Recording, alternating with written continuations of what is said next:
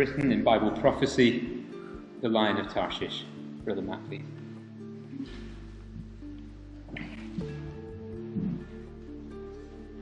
Thank you, Brother Dave, and good evening, my beloved brothers and sisters in the Lord Jesus Christ, interested friends and young people. Well, we've got an exciting study for you this evening, brothers and sisters.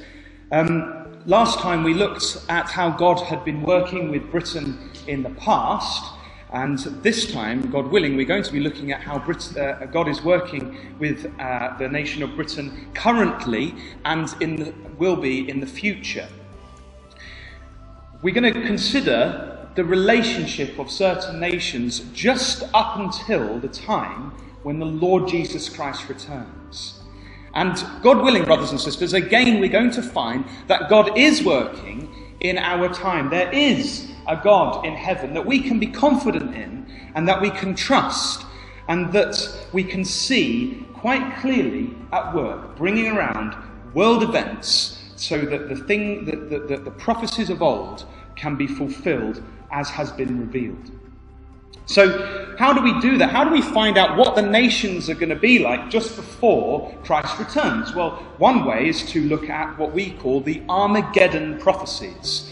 Those prophecies which relate to world events when the Lord Jesus Christ appears on the scene. And Ezekiel chapter 38 is one of these prophecies that we've just read with Brother Alex a few moments ago.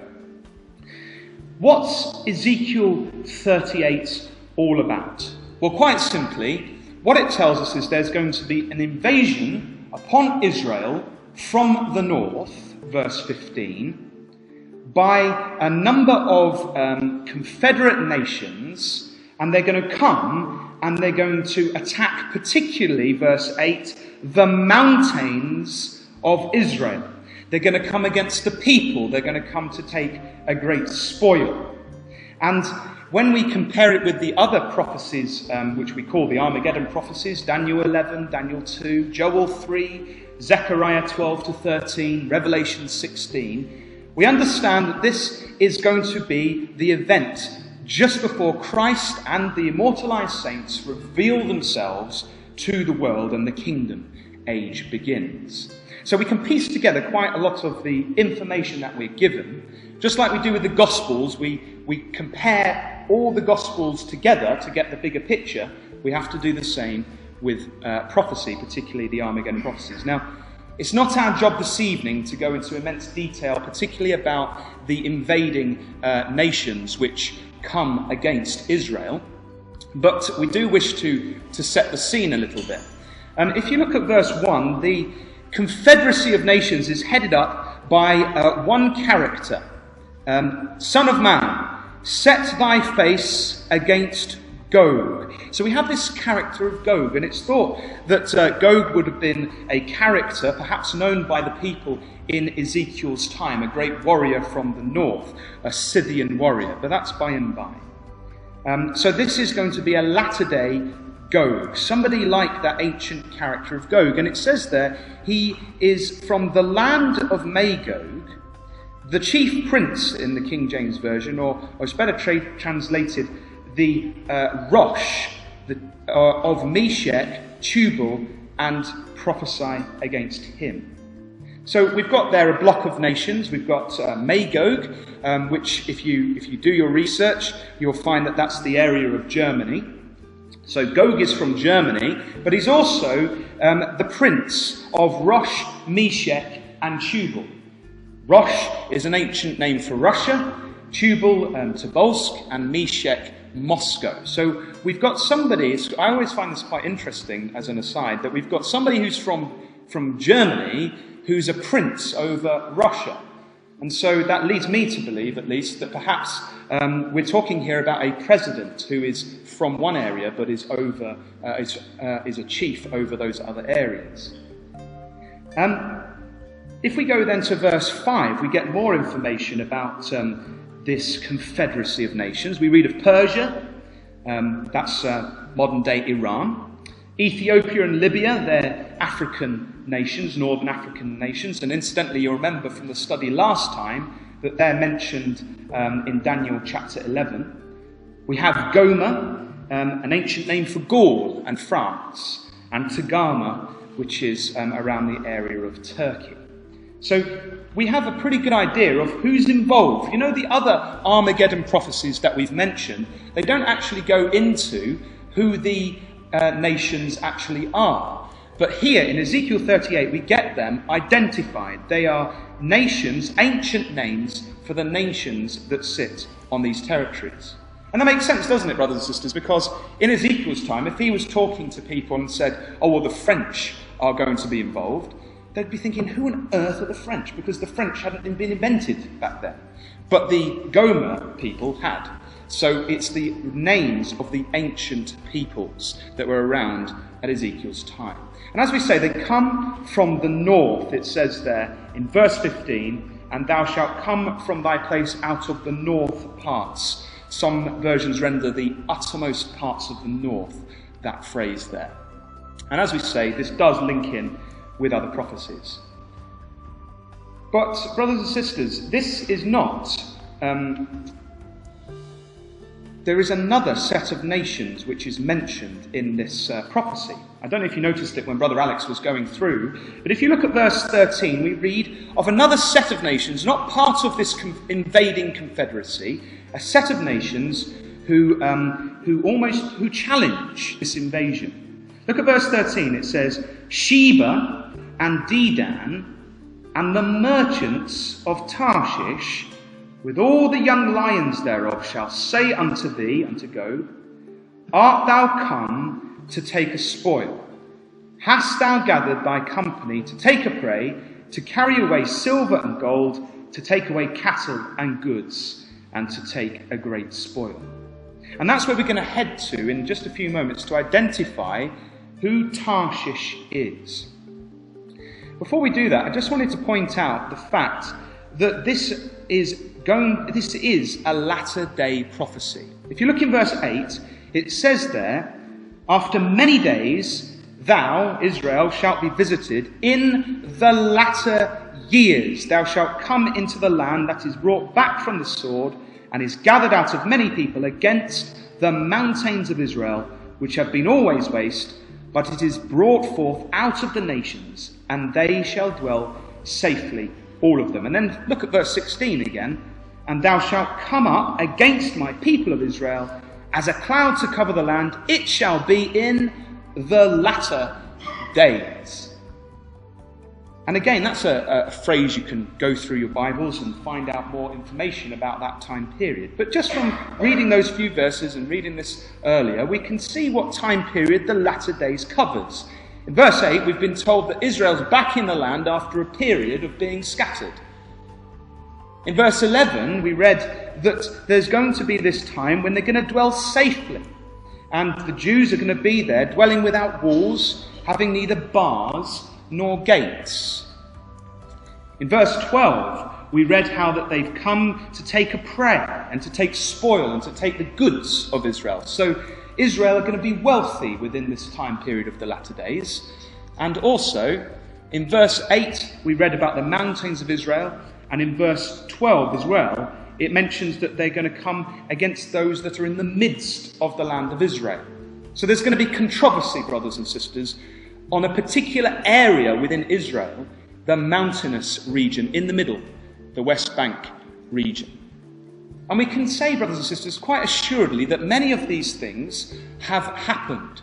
Obviously, Israel are back in their land. The nation of Israel, the state, 1948, came to pass. Verse 11, we can't really say that they're dwelling safely without walls, bars or gates. There is a picture that I took a few weeks back of a modern kibbutz. And what's a kibbutz? It's a Jewish settlement. And each of the Jewish settlements in Israel, they all have this like yellow gate. And all the way around their villages, they have a wall or a fence that goes all the way around. So I don't think we can say that has actually happened. Something's going to happen to take those bars down. But that could happen quite swiftly, couldn't it? Within a few months, they could all be down. Verse 12, as we said, it talks about them being wealthy. And I don't know if you've been keeping up with the news, but Israel have had an amazing discovery, a vast wealth of oil fields just off their coast, which people believe is going to make them one of the most big players in the energy market in the years to come. So they are wealthy. And we know, of course, of the controversy over Israel at the moment, with Hamas scooting rockets across at them and all sorts, and particularly the problem with the Palestinians in the West Bank, where we have Jews who believe that the land is theirs, building settlements in an area which the international community believes they shouldn't be building them. So we have controversy over the West Bank area, the mountainous region in Israel. And so it can be a bit staggering, really, because suddenly we realise that we are, for sure, in the latter days. There's no doubt about that. And so we look, don't we, for the signs of the other events that are going to take place in just before Christ returns. And it is the time just before Christ returns. If you look at verse 18, it talks about God acting after this invasion. And it shall come to pass at the same time when Gog shall come against the land of Israel, saith the Lord God, that my fury shall come up in my face. For in my jealousy and in the fire of my wrath have I spoken. Surely in that day there shall be a great shaking in the land of Israel. And that's the time when God acts. In Zechariah it says that the Jews will at that time look at the one whom they pierced and mourn as Christ comes to save them from this invading force. As we said, verse 13 though, just before God acts, there's this, what we would call maybe a feeble challenge. We've read of 3 or 4 characters there: Sheba and Dedan and the merchants of Tarshish and the young lions thereof. And they say, have you come to take a spoil? Art thou come to take a spoil? Just keep your hand in Ezekiel chapter 38. I'd like you to just flick across to 1 Kings chapter 17 and verse 18. Because here in 1 Kings chapter 17, we have the same Hebrew for the word art thou come. And it gives us an understanding of what this means. What does it mean when they say, have you come to take a spoil? Well, if you look at 1 Kings 17, it's a different context. It's Elijah, and he has some dealings with the widow woman. I'm sure you remember the passages. But particularly, she says to Elijah after her son falls sick in verse 18, she says, what have I to do with thee, O thou man of God? Art thou come unto me to call my sin to remembrance and to slay my son? Now what that tells us, brothers and sisters, it's the same word. Have you come to me? In other words, Elijah had physically come to speak with her. And so that gives us the idea of what this challenge is here when we flip back to Ezekiel 38. The Gogian force had come to the area where Sheba and Dedan and the merchants of Tarshish were operating. And so they are saying to them, have you come? The Hebrew is the word bao, meaning to come or to enter. Have you come to us to do these things? So wherever Sheba, Dedan, the merchants of Tarshish and the young lions are, they are in the region where this conflict is taking place. And all they can do is ask the question. There doesn't seem that any further action takes place. They're not strong enough, it seems, to actually do anything about the great invasion. But the fact of the matter is they're there. So who are Sheba and Dedan then? Well, we haven't got time, but we could go over to Genesis 10 and look at how they're descendants of Ham. And in Genesis 25, they're mentioned as going to the East Country. And we believe that it's this area here, the area of the Gulf, the Arabian Peninsula. The modern-day countries that inhabit that area are Saudi Arabia, the United Arab Emirates, Qatar, Kuwait, Bahrain, Oman, and Yemen. And what's interesting, brothers and sisters, is that these countries are Arab Sunnis. They're Sunni Muslims.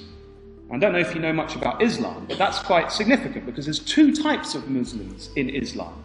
There's the Shia Muslims Iran, Syria, the Palestinians, Turkey, Pakistan. They're all Shia Muslim countries. And they believe that following the Prophet Muhammad's death, that leadership should have gone directly to his cousin or his son-in-law, Abu Talib. But Sunni Muslims, the Sheba and Dedan group, they're separate from the Shia Muslims, and Sunni Muslims believe that the new leader should have been elected from among those who were capable for the job. So there was this division very early on in Islamic history, a falling out in the Arab world. And again, brothers and sisters, we think, how amazing is that? The angels have been at work, even in that regard, to separate out these nations so they're different from the other Arab nations of the world. And what's even more fascinating is that these particular Muslims currently, the Sunni Muslims, they're slightly concerned at the extremism of Iran, because they know that after Iran, if Iran was to eradicate Israel, the Shia Muslims, guess where they turn their attention next? Well, on their brothers who they believe are wayward, the Sunni Muslims. So what we're starting to see is a nervousness with these nations, particularly about Iran getting nuclear weapons, and they're starting to lean a little bit towards Israel. And so keep an eye out for that in the news as they tentatively support Israel at a distance. Obviously, they're not too keen because they are Muslim countries as well. But let's what we would like to do now is to spend the rest of our class, after that setting the scene, so to speak, trying to identify who Tarshish is. Now, brothers and sisters, if I was to say to you, oh, who's Tarshish? I'm pretty sure the majority of us here would perhaps say, well, it's Britain. But brothers and sisters, if I was to then say to you, well, prove to me that it's Britain, I think we perhaps might struggle. And I don't think it's good enough, is it, to just kind of follow what we've heard. Surely we need to get down to it and have some good tangible reasons as to why perhaps we might suggest that Tarshish is Britain. And so, God willing, that's what we hope to do in this class. But what we have to do, brothers and sisters, is we have to be a bit like Sherlock Holmes. Okay, so we've got to go around and we've got to pick up some clues as to perhaps who Tarshish might be. And then we have to go through and see which nation those clues could fit to. And hopefully, as I'm sure by now you're aware, I believe that it is Britain. But hopefully you also will agree with that by the end of the class. So initially, what clues can we find straight up from here in Ezekiel chapter 38? Well, if you look in verse 13, we've already been told that they are the merchants of Tarshish. Now that's strange, isn't it? Because all the other nations that have been mentioned are just mentioned by their name.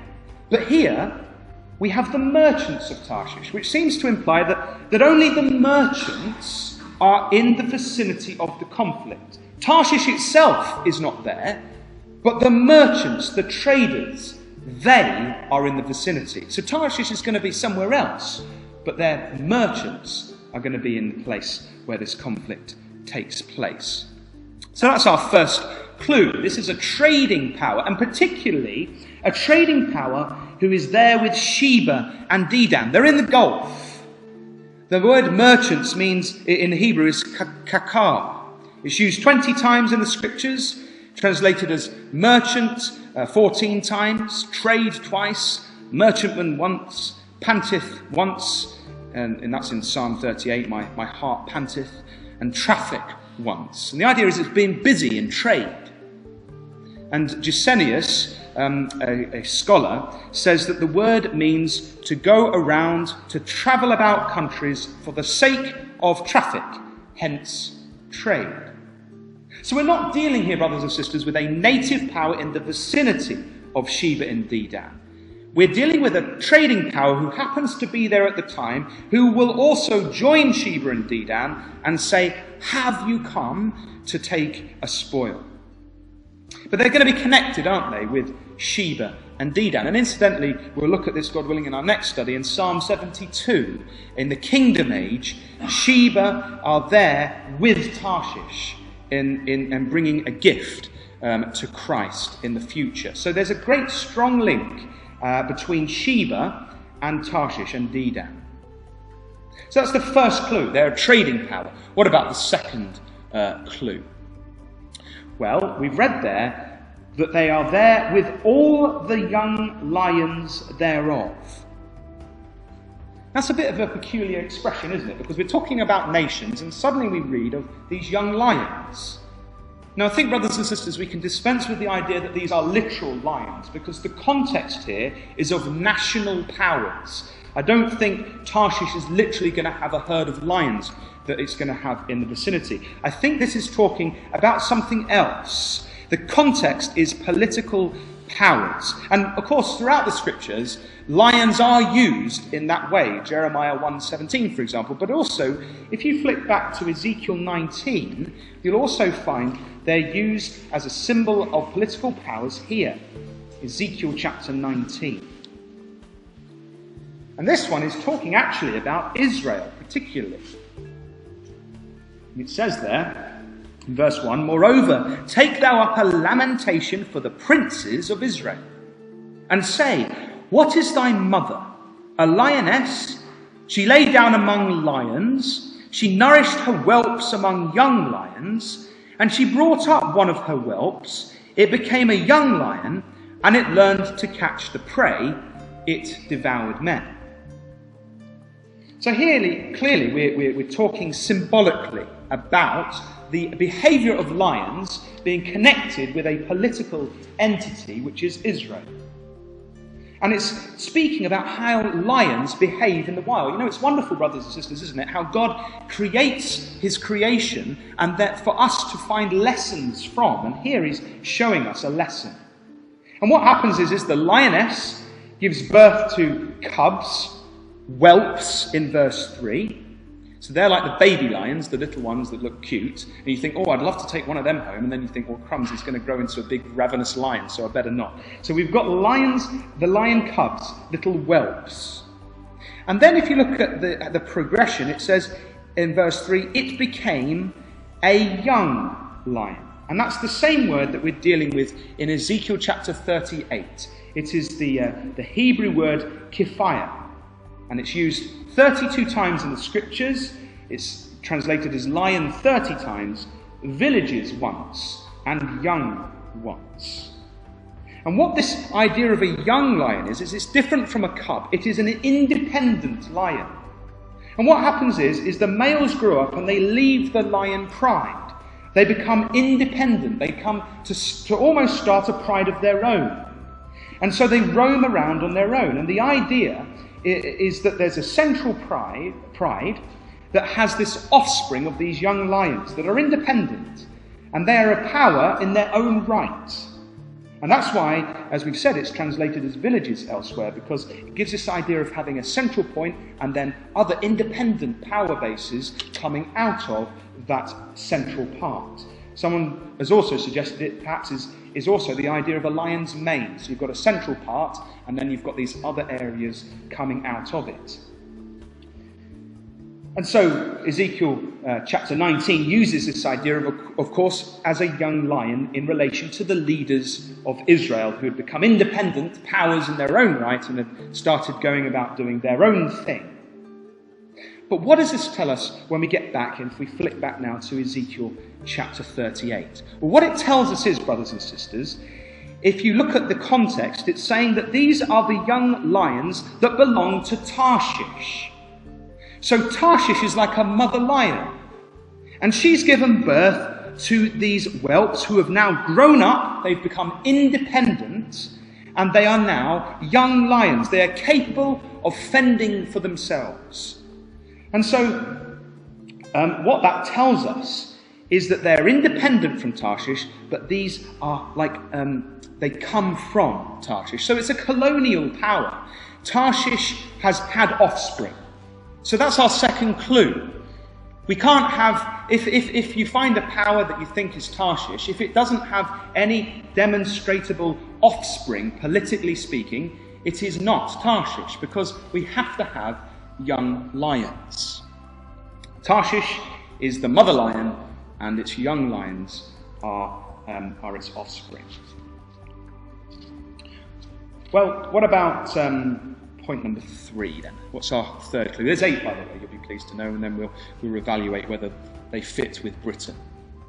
Well, another one is we're not going to have a great deal of time, so we're just going to flick through here. In Genesis chapter 10, we read of the descendants of Noah. And the Genesis chapter 10 has become known as the Table of Nations. And the idea is that all the ethnic and racial groups of humans can be traced back to the descendants of Noah, and particularly his 3 sons, Shem, Ham, and Japheth. And according to Josephus, this is how where they emigrated to. So you have Shem, who emigrated to the Middle East and Israel area. You have Ham, who emigrated over to Africa. And you have Japheth, who emigrated to Europe and parts of Asia. And so when you consider that, another identifying feature of Tarshish, who comes under the sonship of Japheth, when you read Genesis 10 verses 4 and 5, you'll find that, as I say, Tarshish descends from Japheth. So wherever Tarshish is, it's not going to be in Africa, and it's not going to be in the Middle East. You might recall, actually, we did actually quote Genesis 10 verses 4 to 5 in our last class, and it said there, in fact, let's actually go there, because I do want to make one point there, very briefly. So we're going to go to the Table of Nations. And we read of the sons of Japheth in verse 2, are outlined, and it says in verse 4, the sons of Javan, Elisha, and Tarshish, and Kittim, and Doadim. And notice this, brothers and sisters, by these were the isles of the Gentiles divided in their lands, everyone after his tongue, after their families, in their nations. That word isles is quite interesting. You know, it doesn't just mean an island. Gesenius says it means a maritime land, whether the sea coast or an island. So, again, we're not just looking for a descendant of Japheth, a nation within that pink area on the screen. We're looking particularly for either an island or a coastal region within that geographic area. Incidentally, in Isaiah 60 verse 9 and 66 verse 19, Tarshish is also mentioned in connection with isles. So that was clue number 3. What about clue number 4? We're not going to turn to these ones. I promise you. We've just put this on the screen. Tarshish is always connected to ships. So we read a lot of the ships of Tarshish. So there's some passages on the screen, as we say. We've got 2 Chronicles 9:21, Psalm 48:7, Isaiah 2:16, 23:1, 69, and then Ezekiel 27:25. We will turn to the Ezekiel one later. But the point is that this power of Tarshish is known as a maritime power. It's famous for its ships. It smells of sea salt. And whoever Tarshish is, it's not going to be a nation famous for land travel. It's going to be famous for sea travel. That was clue number 4. What about clue number 5? Well, clue number 5 is that it's located to the west of Israel. How do we come to that conclusion? Well, in Jonah chapter 1, and at verse 3, we read of how Jonah was told to go to Nineveh to give them a prophecy. And he doesn't want to, so he goes down and he wants to flee to Tarshish from the presence of the Lord. And so he goes down to Joppa and he finds a ship going to Tarshish. So what does that tell us? Well, it tells us firstly that Tarshish, from the land of Israel, by the way, Joppa is in that vicinity there. Tarshish, wherever it is, it has to be approachable via ship. So you couldn't just walk there, otherwise Jonah would have just walked to Tarshish. And he's looking to flee as far away from the presence of God. What a foolish idea. But he was still trying to do that. He was trying to flee from the presence of the Lord. So he gets on this ship in Joppa. And Joppa is the modern-day Jaffa, which is just near Tel Aviv, just on the coast, the west coast.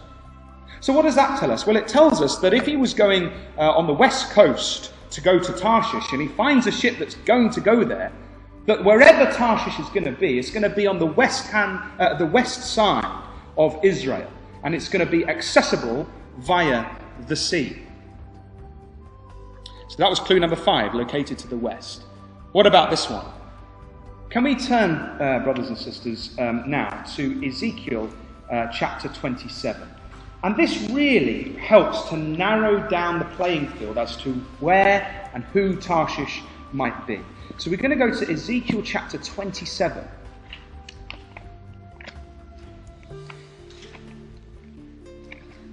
Now I've got to give you a bit of background to Ezekiel chapter 27 so we can appreciate what it's telling us. In verse 1, the prophet's given the prophecy by God. The word of Yahweh, the Lord, came again unto me, saying, Now, thou son of man, take up a lamentation for Tyrus. So this is, Tyrus is another name for Tyre, okay? Where was Tyre?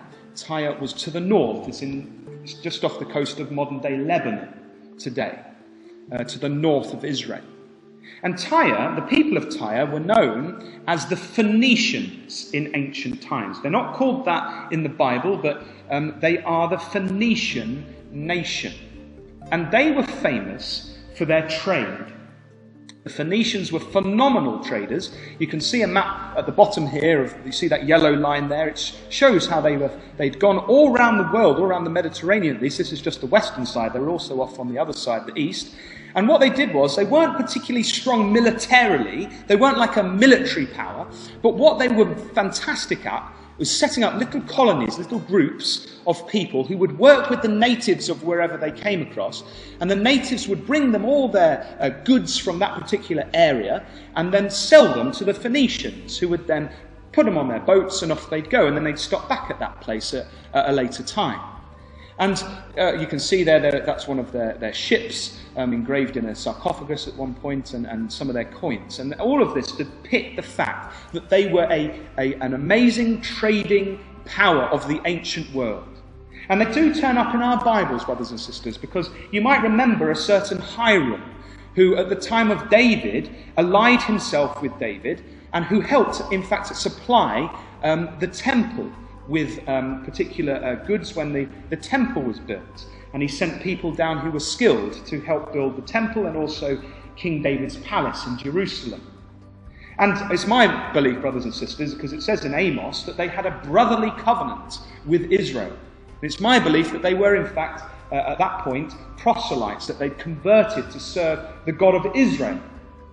And it's a sad fact that, unfortunately, they forgot their alliance with Israel, and they turned their back upon God. And so now the prophet is told to deliver a message of doom to the people of Tyre. And so in verses 5 to 7, we read about the amazing ships that they had, the greatness of Tyre's ships which they traded in. In verses 8 through to 11, we read of the personnel of Tyre, how skilled they all were. In verses 26 through to 36, we then read of the fall of Tyre. Did I say verses 12 to 25, which is the important bit that we're going to home in on?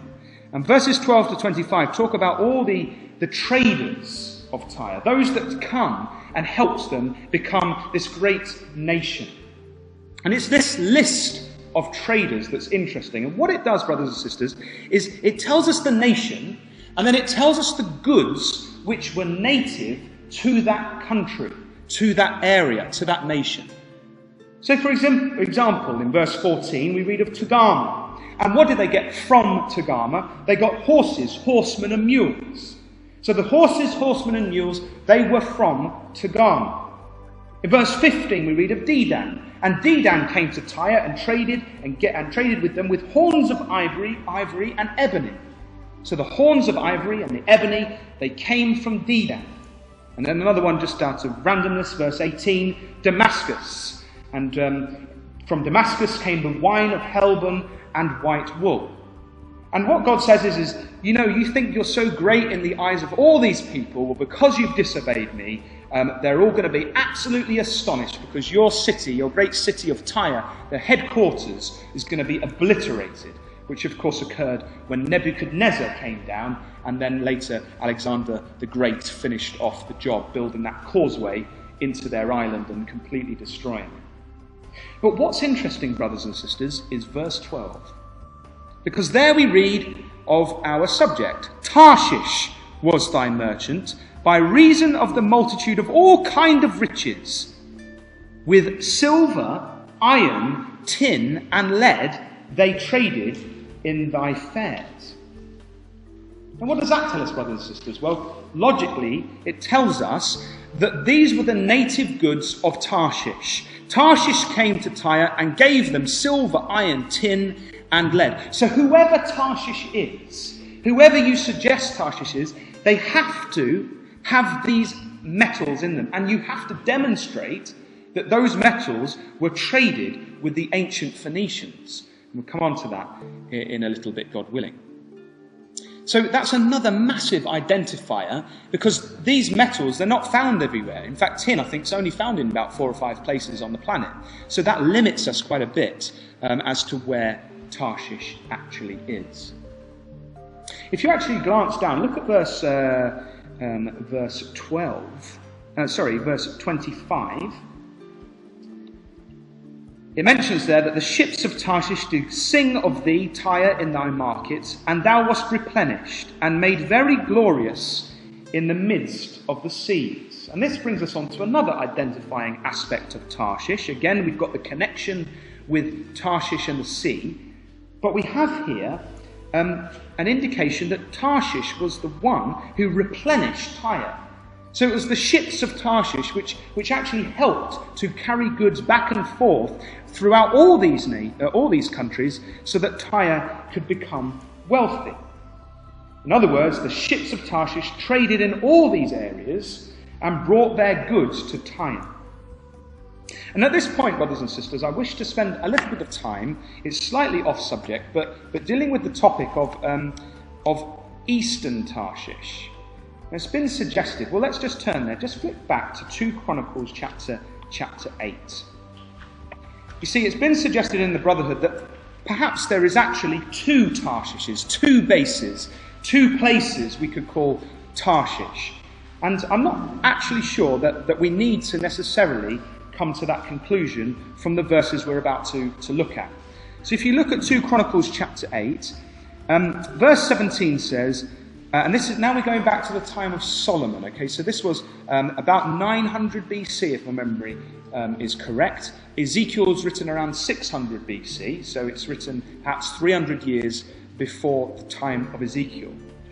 And it says there that Solomon went to Ezion-Geber and to Eloth at the seaside in the land of Edom. And Huram, that's Hiram, the Tyre chap that we were talking about earlier, the king of Tyre, he sent him by the hand of his servant ships, and servants that had knowledge of the sea, and they went with the servants of Solomon to Ophir, and took thence 450 talents of gold, and brought them to King Solomon.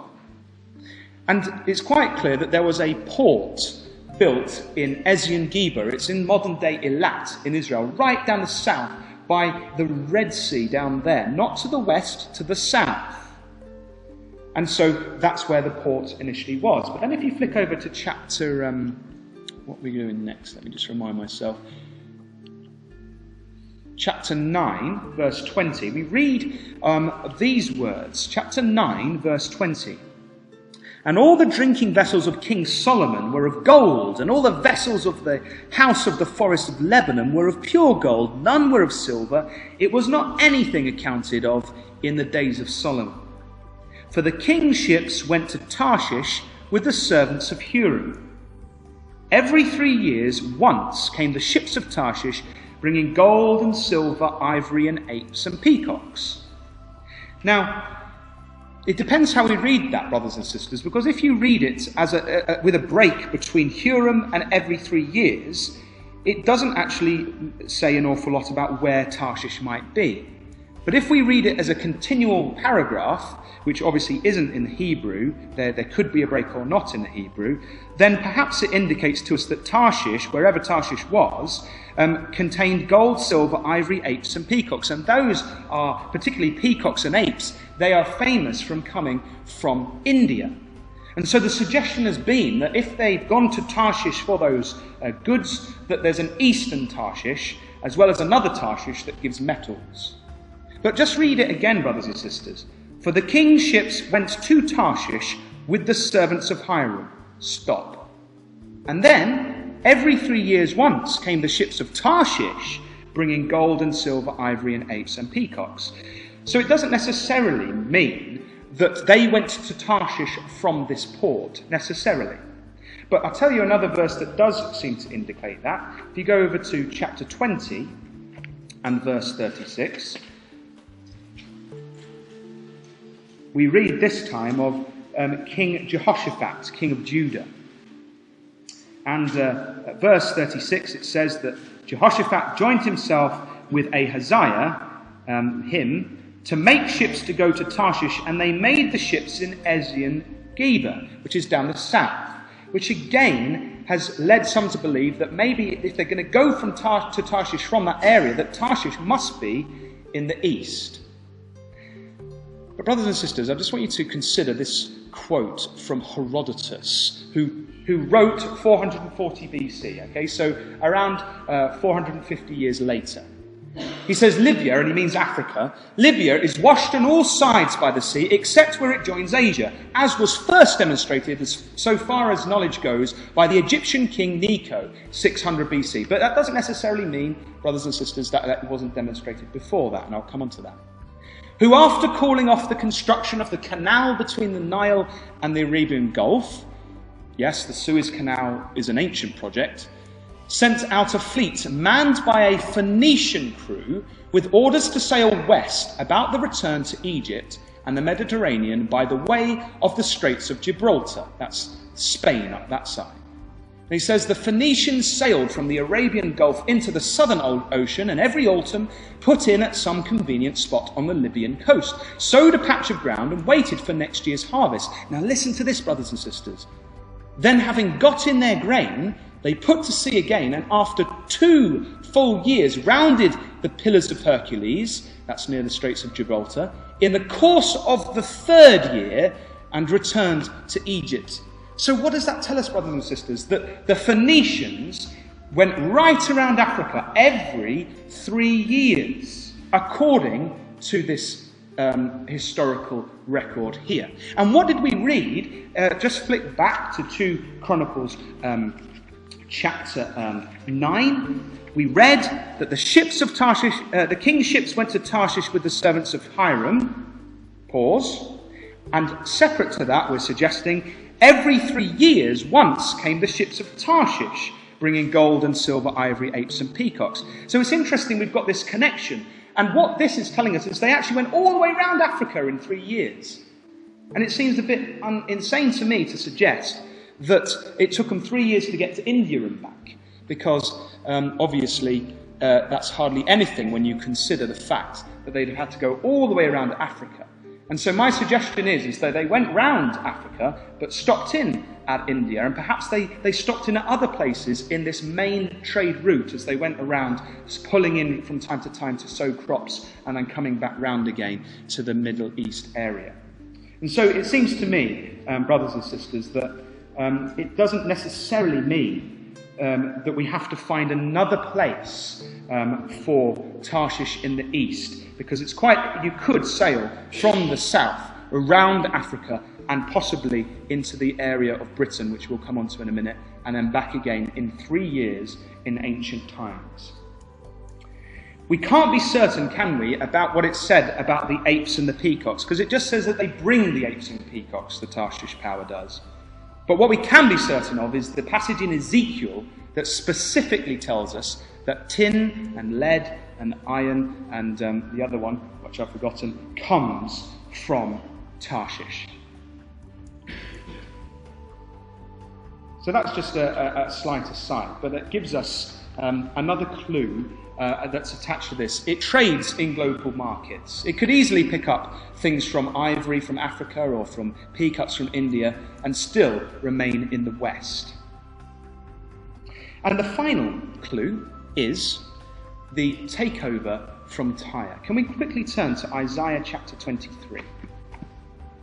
So as we say, Tyre was that great Phoenician capital, and it traded, didn't it, and all over the place, and famous for its ships and trading. And as we've said, God brought a punishment against Tyre. And if you look at verse 6 in Isaiah 23, again in verse 1, in fact, the burden of Tyre, it's all about Tyre, connected with the ships of Tarshish. But then in verse 6, Tyre is told, after its destruction, to pass over to Tarshish. How, ye inhabitants of the isle, is this your joyous city, whose antiquity is of ancient days? Her own feet shall carry her afar off to sojourn. So what does that tell us then? Well, it tells us that after the destruction of Tyre, the Phoenician power, that the Phoenician influence would eventually transfer itself to Tarshish, wherever Tarshish was, and that Tarshish would take over from where Tyre left off. And it also tells us that Tarshish is afar off from Tyre. It was a long distance away. So we would expect then that whoever Tarshish was, it should be demonstrated that they've taken over from the ancient Phoenicians, that perhaps they took over from this ancient trade route, and as we say, go on up, as we saw from the other diagram I showed, that the Phoenicians were going up to Britain at that time. Whoever Tarshish is takes over that trade route. So just a very brief recap, and then I want to see who fits.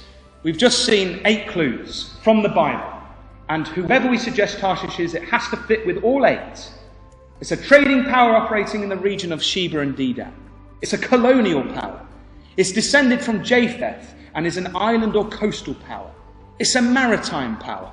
It's located to the far west of Israel. It's a source of silver, iron, tin and lead, and traded with Tyre of old. It trades in global markets, and it would take over from the trade of the ancient Phoenicians of Tyre. So who fits then, brothers and sisters? I'm pretty sure the only country that fits all 8, the only nation, is the British. Other nations might have 1 or 2 which might connect. So, for example, Spain, you can get all those metals in the north of Spain, but then Spain you can't really call a maritime or a colonial or a trading power operating in the region of Sheba and Dedan. And so if we keep these things in mind when we understand from the Bible, it will save us from coming up with some wild and wonderful ideas as to perhaps who Tarshish might be. I just want to show you how perfect Britain fits. And this is where we're going to look at a few, some history, but also some modern events. We've got to demonstrate that Britain's operating in the area of Saudi and Arabia and the Gulf. You know, it's very recently that David Cameron, on November the 5th, I think it was the 5th that he visited actually, that he visited Saudi Arabia, here from the Financial Times, in the next leg of a Gulf tour aimed at boosting trade and investment.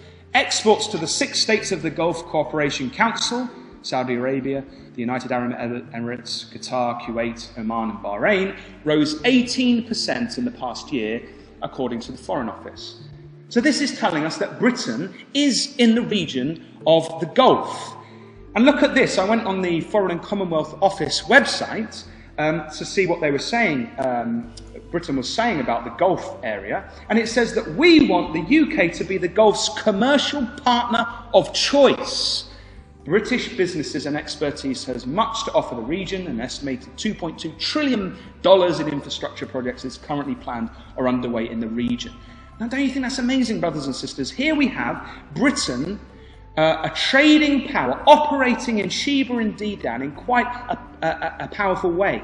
Is it that this is the connection which causes the merchants of Tarshish to be in the area, for them to say with Sheba and Dedan to Gog, have you come to take a spoil?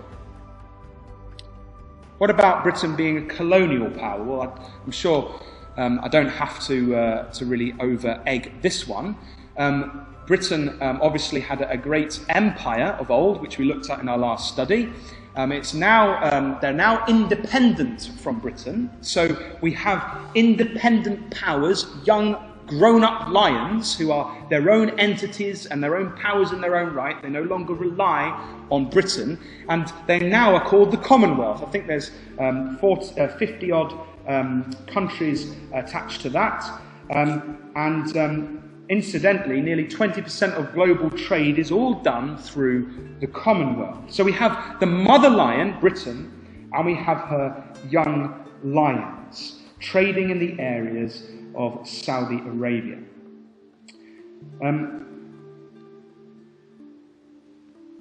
Incidentally, that's a plaque if you go in the Lace Market just above the living room restaurant. We've just had the Diamond Jubilee of our Queen now, haven't we? Or the Queen of Britain now, not our Queen, but you know what I mean.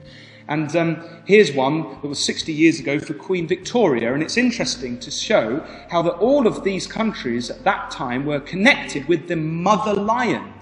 And you'll notice the little lions around the side. It's a symbol Britain's adopted over the years. And so now we see them independent. But before that, they were all under the government of Britain. And again, as we mentioned, this is very much a symbol. We don't hinge our argument on this, brothers and sisters, but it's just interesting, isn't it, to consider the British and how they have identified with the lion over the years. Market Square, we have lions guarding the Market Square. Trafalgar Square in London. London's full of lions. Ask my dad; he's got tons of pictures of lions everywhere. If you're a mother or anyone, in fact, who likes eggs, you'll notice lions stamped on British eggs. Particularly mothers. Mothers notice that kind of thing. Stamps and coins and all sorts of things. Britain has identified themselves with a lion, and particularly, incidentally, in wartime. Look at this amazing poster. The empire needs men. We've got a lion, we've got young lions, and it even says Australia, Canada, India, New Zealand all answer the call, helped by the young lions. The old lion defies his foes. Don't you think that's amazing, brothers and sisters? It's almost like the angels saying, if you understand who Tarshish is, then here are some encouraging pointers to confirm that fact. But as I say, let's not misunderstand it. We're not hinging our argument on these things, but we're just saying it's interesting to see the angels at work helping us with these things. We mentioned it was clue number 3, a descendant from Japheth, and obviously Britain does fit into that area. A maritime power. Does Britain fit? Yes. A very strong, obviously, maritime power. British Ports Association. The UK economy is the 4th largest in the world. Its ports play a vital role by handling over 95% of UK import and export tonnage. In 2010, the value of trade through British ports was around 340 billion. Ports have throughout history been a place where goods and people arrive or leave the country by sea. The UK port industry, by virtue of our long coastline and maritime history, is the largest in Europe, handling over 500 million tonnes of freight in 2010. It is indeed a maritime country. So that fits. Well, obviously, point number 5 fits as well, located to the west of Israel, as we noted from Joppa. And the next one is something we're just going to have to do a bit of geology on, and a little bit of history as well. So bear with me. In this section, the clue was that it's a source of silver, iron, tin and lead. So we have to demonstrate a few things in regard to this particular clue. We're going to ask some questions. So the first question is does Britain naturally have these resources? And then I think we should ask, is it reasonable that these were, to believe that these were mined in ancient times? Because that's another thing we'd have to demonstrate. And finally, we have to then demonstrate any evidence to suggest that these were traded particularly with the ancient Phoenicians of Tyre, so that it can all tie in with Ezekiel chapter 27. And as we say, we think this is a real clincher in terms of who Tarshish is. In a word, does Britain have silver, iron, tin and lead minerals? In a word, yes. And I didn't know much about how minerals were mined. I don't know about you, but since doing this research, I understand how it worked. What happened was when the Earth's crust is full of like layers of stone, and when that splits under a great pressure, different other minerals and perhaps like shells from fish and from crabs and stuff go in. They are crushed and produce what's called minerals. And so these minerals, if you take them out of the Earth's crust and melt them at about 1,000 degrees, the rock will basically disintegrate, but out will drip the metal that you want, which is quite amazing, really. So there's a whole process in there. And in ancient times, it's most probable to assume that in Britain, these metals were readily available on the surface, these minerals. So these ancient peoples would have just chipped away from the surface and got them. And then as time's gone on, obviously they've all been covered over, and so they now have to be mined. And interestingly, obviously we've got tons of mines, particularly in Cornwall.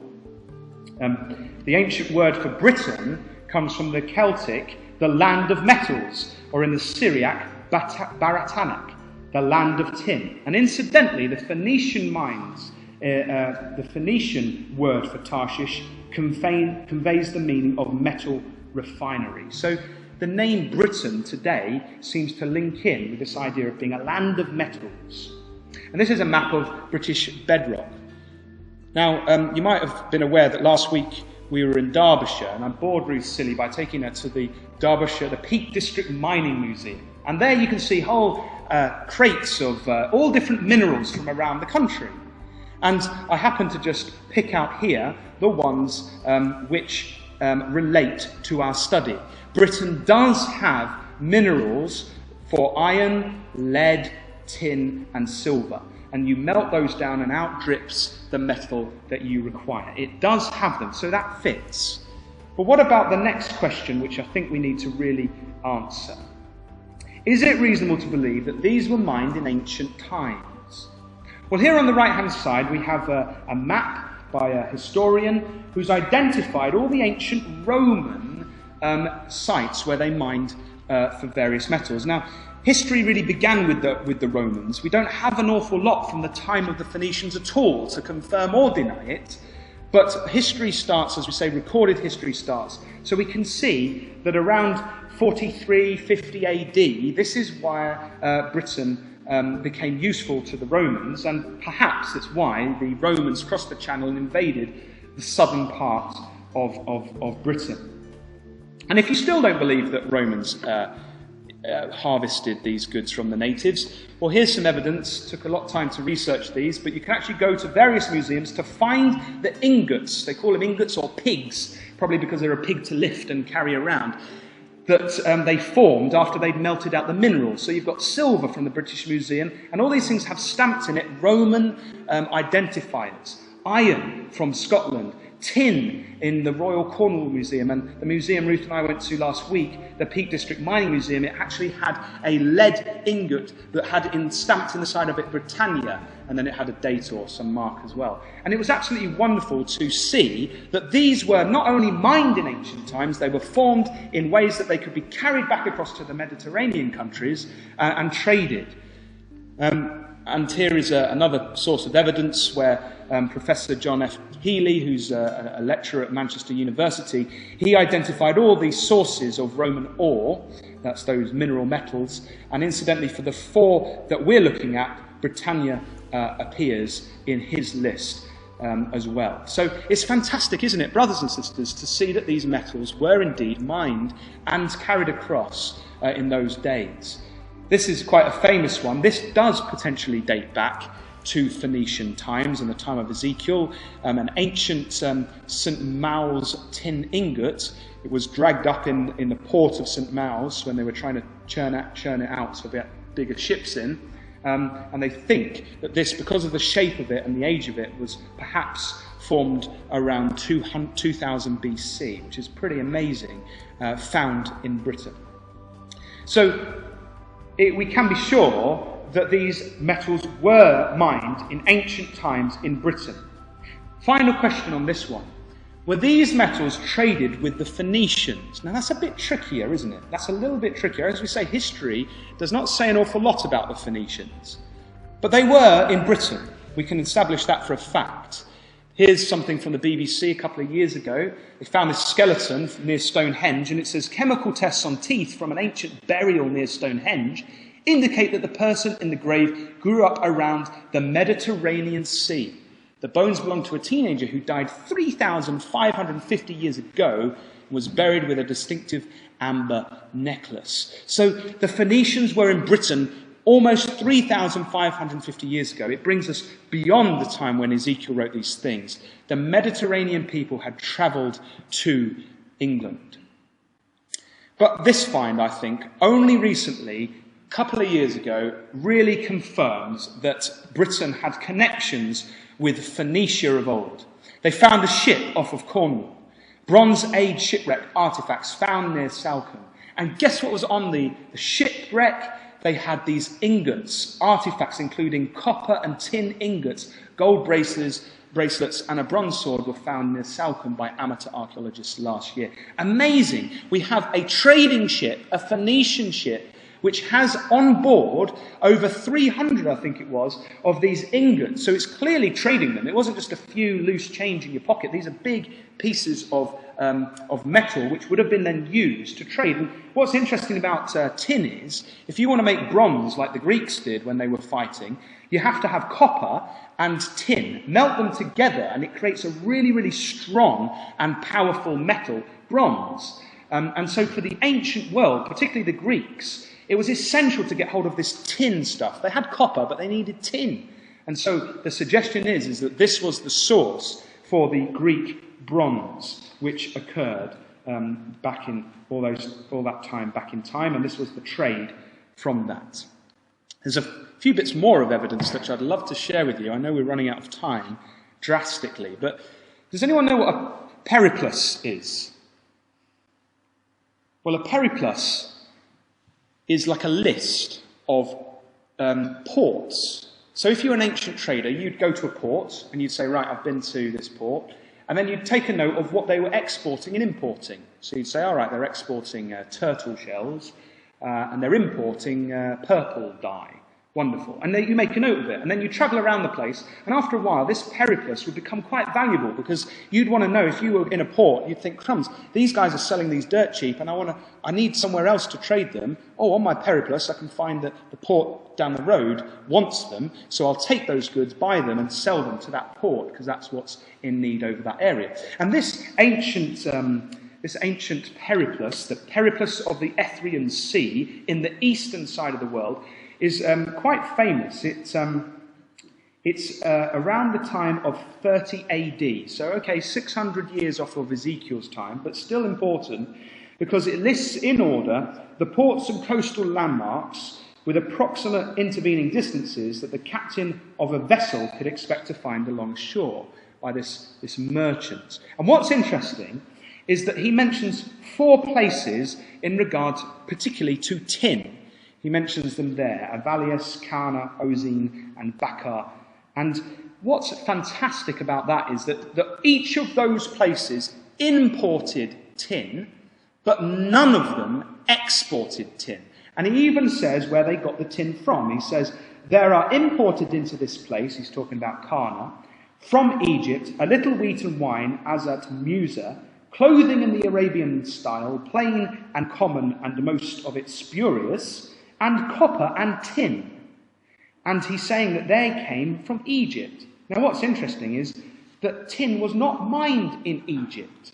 So the question is where did the Egyptians get their tin from? So we have to find other evidence from it. But what it tells us is that wherever the ancient world got their tin from to make all their bronze, it wasn't in the east. We've got to look west. Here's that chap Herodotus again, cracking beard. And what did he say about these things? He said, 440 BC, we're only 200 years, under 200 years off of when Ezekiel wrote. This is fascinating.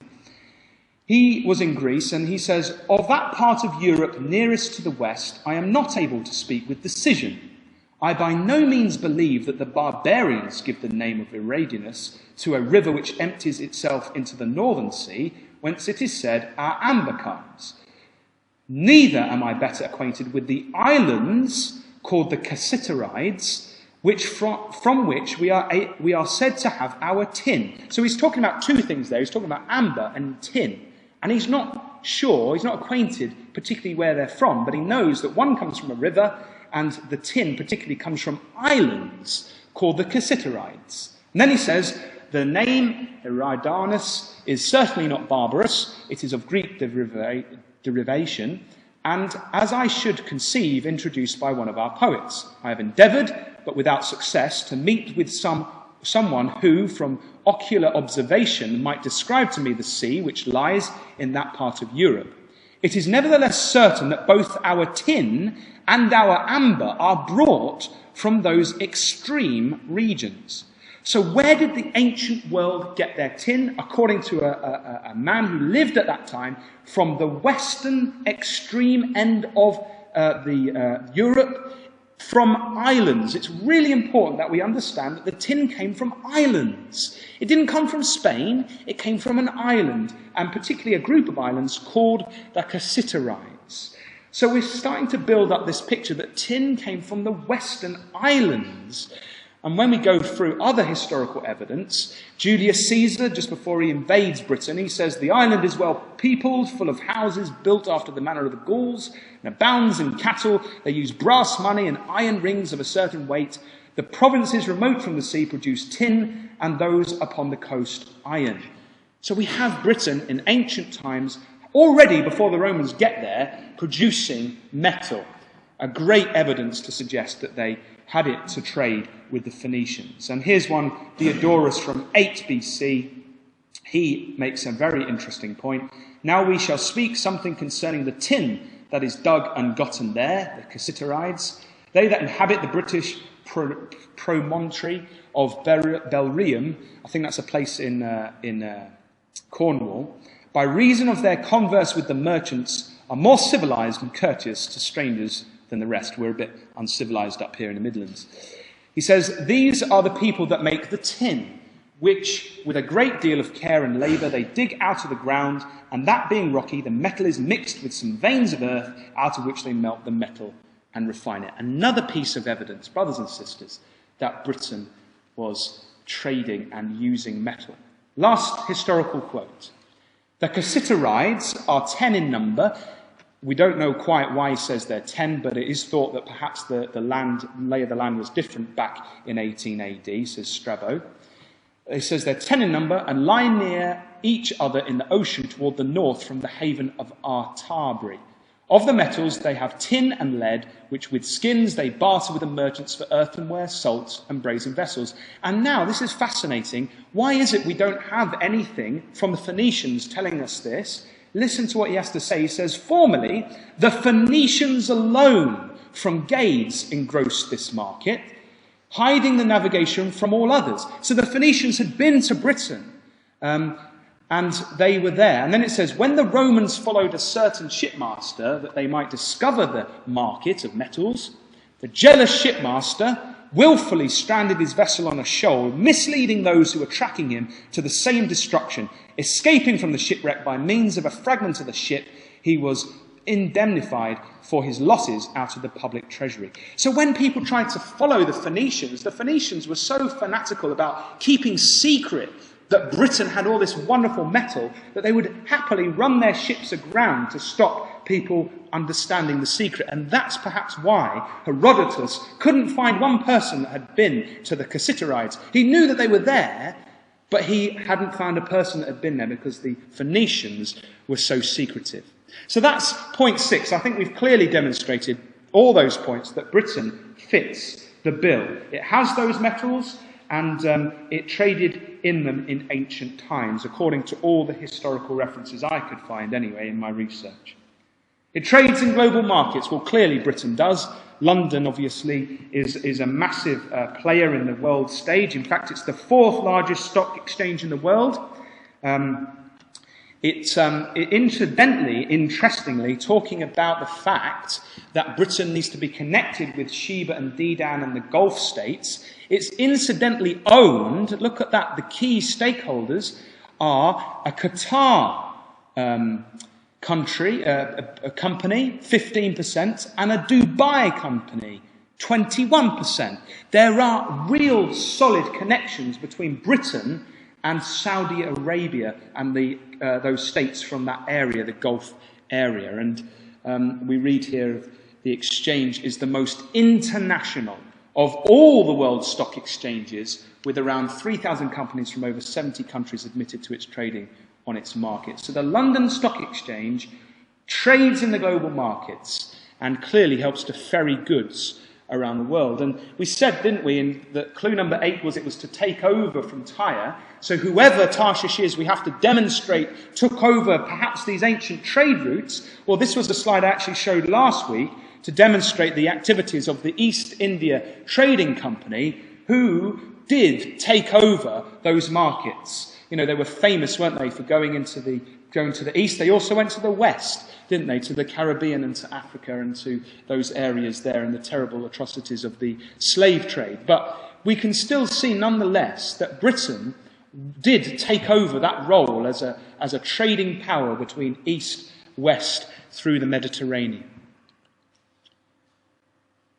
So we've seen then, really, brothers and sisters, that Britain fits all of the Tarshish clues. You know, if another country arose which fitted all 8, then perhaps we might start to think, well, perhaps that's Tarshish.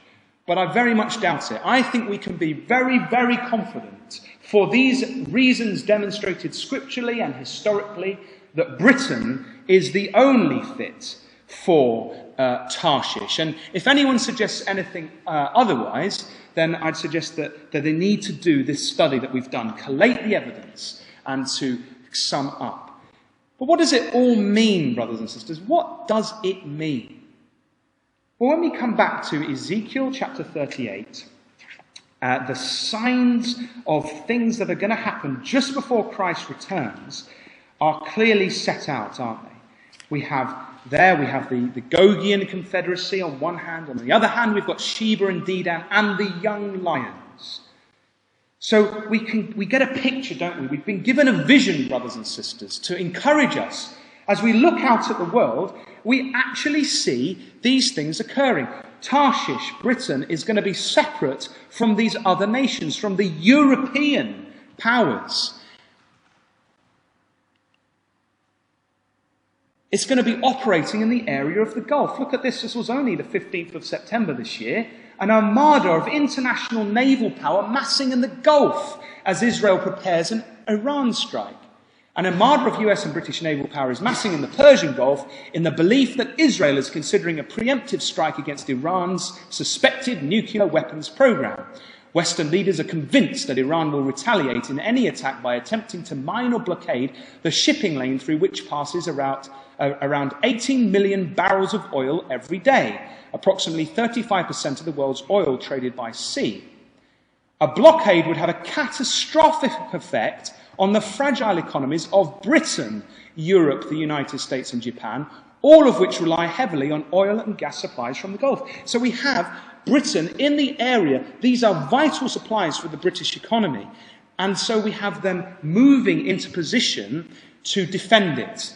Only the other week, Cameron, he met with the states of the Gulf, and he says, and the Independent reported, it is understood that the government is keen to reassure its Gulf allies that they would have Britain's full diplomatic and military backing should tensions with Iran escalate further. Britain is in that area and is diplomatically and militarily there. Are you come to take a spoil? It's clearly coming to pass before our eyes. If we could see these things in our newspapers day to day, I think we'd get very, very encouraged. The Black Duke, it's a ship, will be on guard in the Arabian Gulf this winter and spring. The Type 23 frigate and a crew of 215 left Plymouth last month and will be policing busy shipping lanes. Monmouth will disrupt and deter piracy to protect shipping on a vital maritime trade route. You see, we don't really think about this because we just go to Sainsbury's and pick up our food. But all that stuff comes through some of those areas, and particularly when we fill up our cars, it's a lot of it coming from the Gulf area, from Sheba and Dedan. What about Britain separating itself from Europe and becoming independent? Well, that's clearly on the cards. Look at this from last year. You remember Britain vetoed a really vital item that the European Union were putting forward, the new treaty, which was to take away more powers. And we read from the Telegraph there that the title was EU Treaty, David Cameron stands as the lone man of Europe.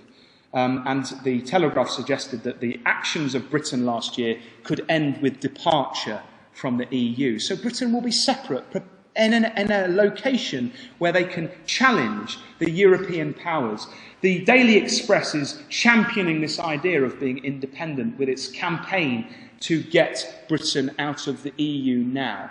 That's one of the covers that they had. We demand our country back. The British public, because of reports like these on the screen, are sick to death of the EU stamping all over the sovereignty of the British. And so we can see, brothers and sisters, Britain on the way out of Europe. We can see them becoming independent to trade with their young lion nations. And we can see them very much being independent. There's news stories galore. These are not even, I've not even had to go back in time. These are all, this year and last few months. The majority, look at that one, majority of British public want to leave Europe, the independent, 26th of November. So we're nearly there in terms of the signs. And when Britain does leave the EU, let's think about, brothers and sisters, this prophecy here in Ezekiel chapter 38. Now, it's all been very interesting, and as I say, we've done a bit of a study, and it's been intellectual head knowledge up until now. But what we don't want to do is just have that knowledge banging around in our heads and think, well, that's interesting, and go our separate ways and carry on as if we hadn't understood any of this. Because knowledge brings responsibility, doesn't it? And what this is telling us is, as we've seen these signs come to pass and coming to pass before us, what it needs to make us do, brothers and sisters, is to pull our socks up and is to prepare for the coming of our Lord Jesus Christ. And so as we see then Bible prophecy being worked out before our very eyes, we can be confident, can't we, that God is at work, that Christ is coming. And so the question that I think the Scriptures is saying to all of us here tonight is, are we ready? And if not, then let us get ready for the return of our Messiah.